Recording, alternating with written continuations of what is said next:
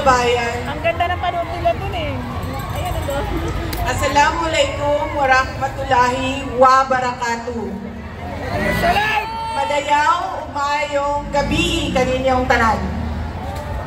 Magandang gabi sa inyong lahat. Una na sa lahat, ialay natin ang pasasalamat sa Diyos para sa araw na ito. Pangalawang pagpapasalamat ay sa inyong lahat na nasa ilalim ng ulan, gutom, walang ayuda, naipit sa traffic, hindi pumasok sa trabaho. Ngunit ibinigay ninyo ang panahon para sa aming lahat ngayong gabi. Maraming salamat sa inyo. Ang susunod na pagpapasalamat ay sa PDP dahil binigyan nila ako ng pagkakataon sa rally nila ngayon. Maraming salamat sa inyo. Ang sunod na pagpapasalamat ay mula kay Pangulong Rodrigo Duterte.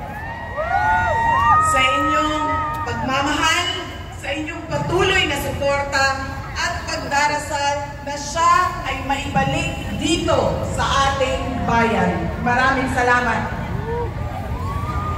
Ang susunod na pagpapasalamat ay mula sa akin, sa patuloy ninyo na suporta sa akin at sa aking mga kasamahan sa opisina ng Pangalawang Pangulo. Maraming salamat. At ang huling pagpapasalamat ay mula sa aming pamilya. Dako kayo ang amuang utang makabubuton kaninyong tanan sa oportunidad na ginahatag ninyo kanamo nga makaserbisyo sa atuang nasod. Daghan salamat. Ang pwesto na kinatatayuan ko ay hindi para sa akin. Ito ay para sa Pangulong Rodrigo Duterte. Pero tinawag ako ng tadhana dahil kinidnap ang tatay nating lahat.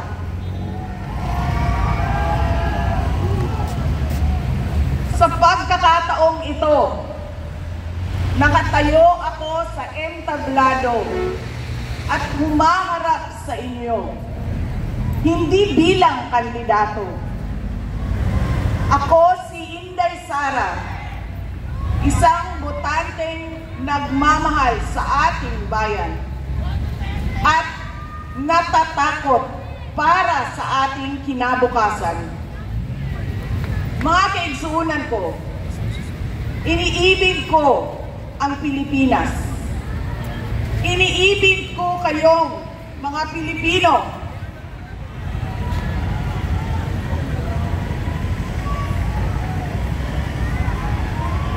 I love you too.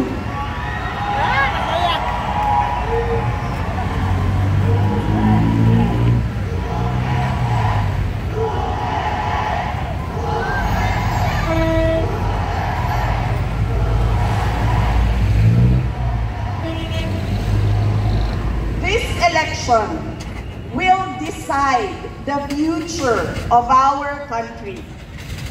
Ang boto ninyo ang magbibigay katiyakan kung maituloy ang pagbabago o tuloy-tuloy na lang tayo sa kapahamakan. Filipinos deserve better. Nagpapasalamat ako dahil nandito pa rin kayo at nakikinig sa akin sa kabila ng kaliwat kanan na paninira nila. In the past months, my name and my family's name have been dragged through the mud. I have repeatedly said it before, and I will say it again now. I am not the problem of this country.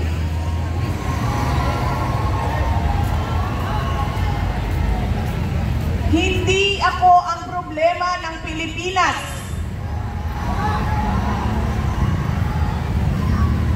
Hindi Duterte ang problema ng Pilipinas.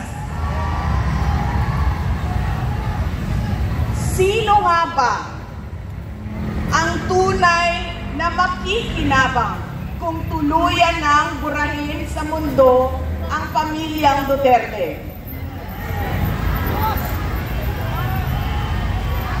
Hindi ang mga Pilipino. Lalo nang hindi makikinabang ang mga biktima sa krimen, mga walang trabaho, mga naghihirap, o maging ang mga nagugutom. What we are witnessing is a systematic demolition job against political opponents that once dared to put the country first, even if it meant going against the most powerful interests in our homeland. Sa kasamaang palad, iniluklok natin ang isang leader na walang kakayahang maintindihan ang tunay na kalagayan ng mga Pilipino. At higit sa lahat, hindi kayang magdesisyon para sa kapakanan ng sambayanan. Pinagbabayaran natin ngayon ang pagpili ng maling leader. Nakikita natin ang lantaran at walang pakundangang paglabag sa ating saligang batas.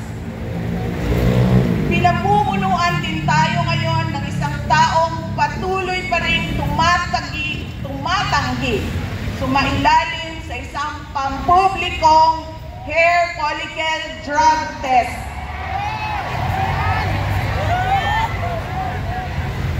At nagsinungaling sa 20 pesos ang bigas. Ang masakit pa, nakuha nilang kidnapin ang dating Pangulo.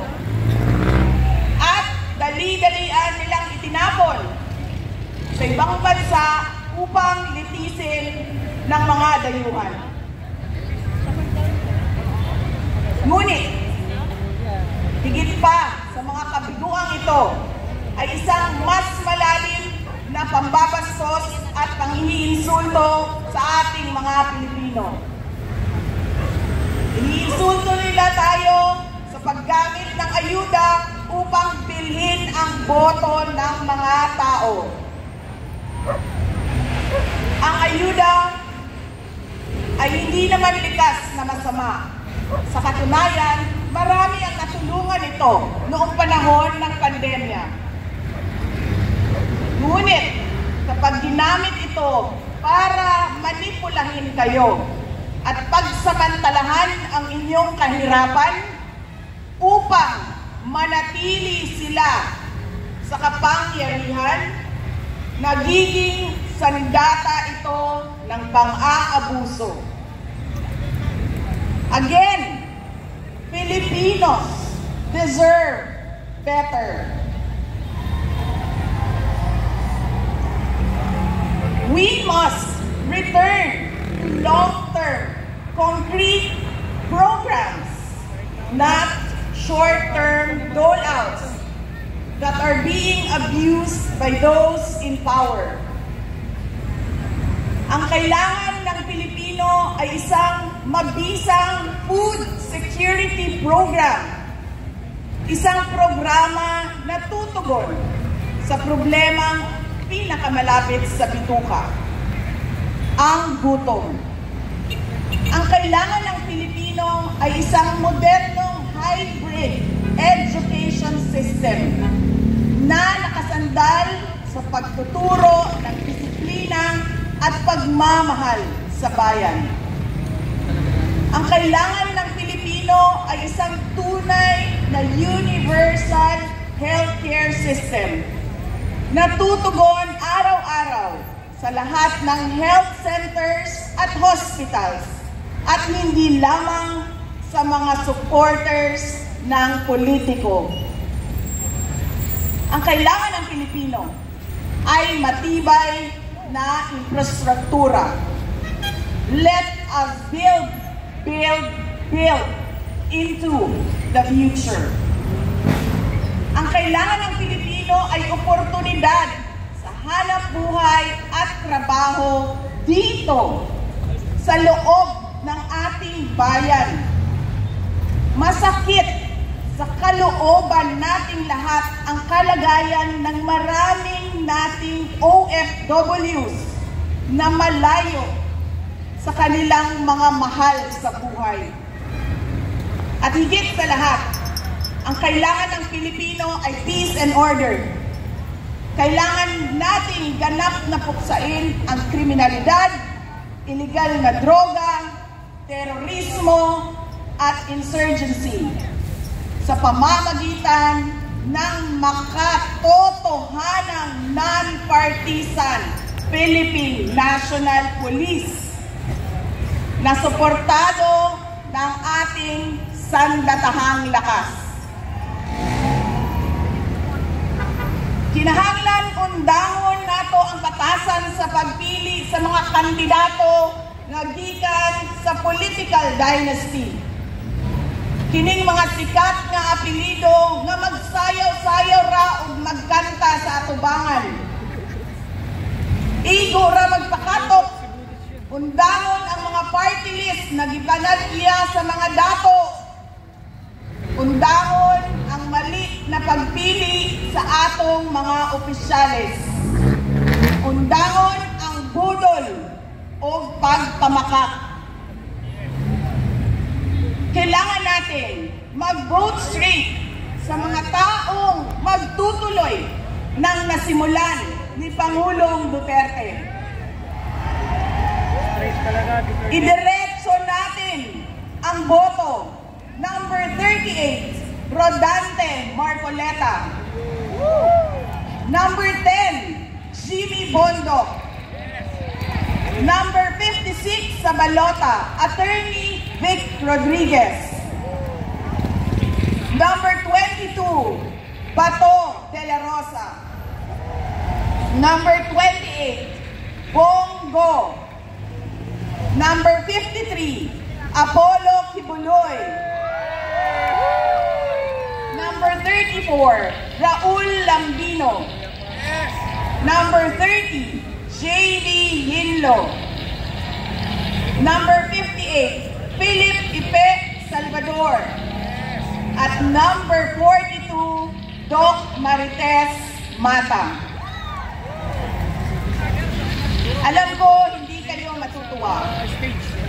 Pero iboboto ko si Amy Marcos. Siya ang naglakas loob na buksan ang investigasyon sa pagdukot ng pamahalaan ng isang Pilipino dito sa bayan para ihatid sa mga dayuhan.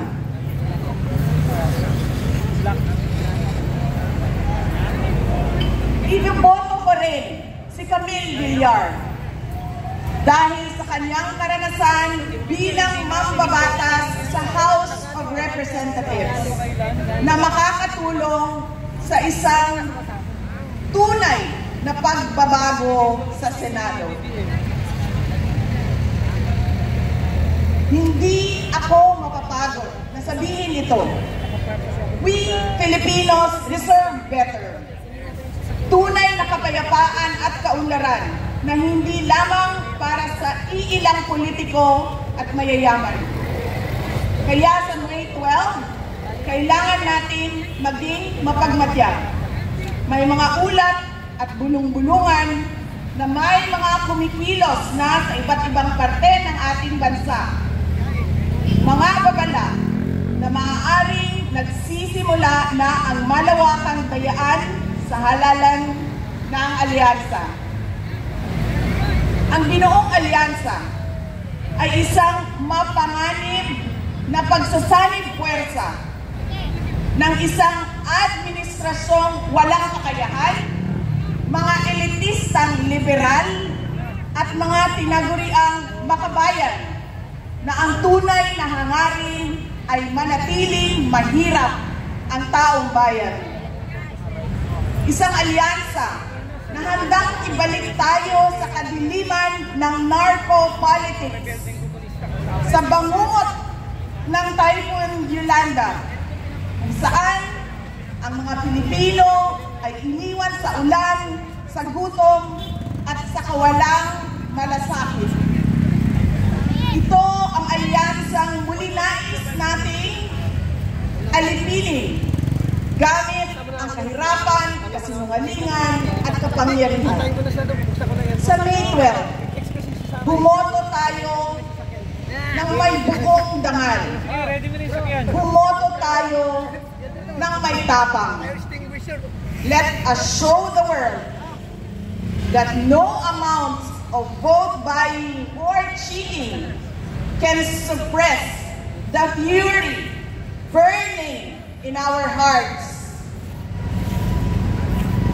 Time and again, you have heard me say, God save the Philippines. Ngayong Lunes, bumoto tayo ng diretso. And let us all save the Philippines. Ako si Inday Sara Duterte, isang botante. Syukran.